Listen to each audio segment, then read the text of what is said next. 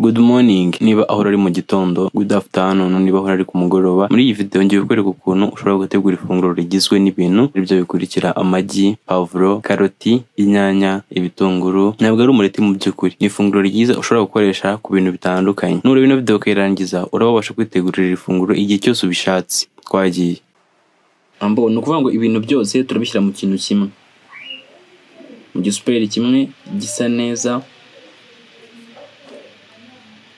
Hanyuma tumara kubishyiramo tumene amagi yacu yose tuyashyiremo, nta na rimwe risigaye. Ibintu byose uko twabishyizemo byose dushyiremo umunyu uringaniye, nawe ugereranya usanzwe ukoresha.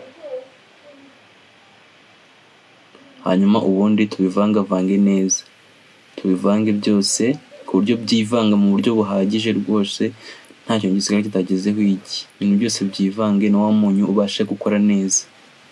Hanyuma ukuntu bimeze gutyo umaze kuvangavanga, nta kindi kintu ushyiramo, ni ibi ngibi gusa. Nurangiza ushyira isafuriya, ushyiramo amavuta make yaringaniye, utegereza abanza ashye. Namara gushya ubundi uhite ufata bya bintu byawe byose. Urabibona amazi, nta mazi na make ushyiramo, aya mazi yizanamo nyine amagi wameneyemo, n'ibitunguru birimo nyine birayaca agatenduka amazi muri makeya, n'inyanya washyizemo byose. Hanyuma byose tubishyira mu gasafuriya, nta ukaranga nta biki. Ya mavuta yashyizemo ubanza urebe neza ko yahiye, nusanga yahiye uhita ubishyiramo uvangavange, ushyiramo ukavanga.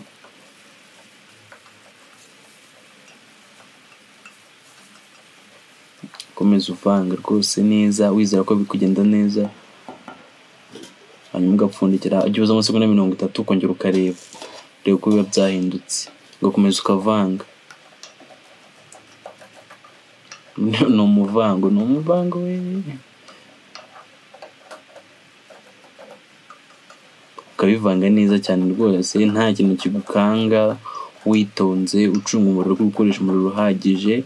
Mu by'ukuri ibi bintu biba ari byiza cyane, ushobora no kubikoresha nyine unarya n'umuceri n'ibiki byose, ko ibi bintu ni byiza cyane rwose, nta kintu kibi kiba kirimo. Ukongera ugapfundikira amasegonda 30 nabwo ukongera ukareba uko bimeze. Ni ukuba bigomba kugenda.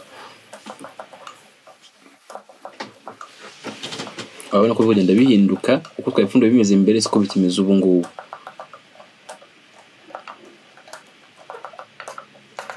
Ukongera ugapfundikira. Sasa ahangaho nako biba byahiye, hano biba byahiye biri gusa gutya, warangiza ugashyira ku isahani ugatangira kwataka. Urabona ukuntu biba bisa neza. Ibiryo ni ibiryo byiza cyane mu by'ukuri, ntabwo bigoye kubiteka, ntabwo bihenze. Ubwo rero ndumva umuntu wese ibyo video kubitangiye kugeza irangiye yamenye guteka neza ibi bintu. Ubwo rero ndumva njyewe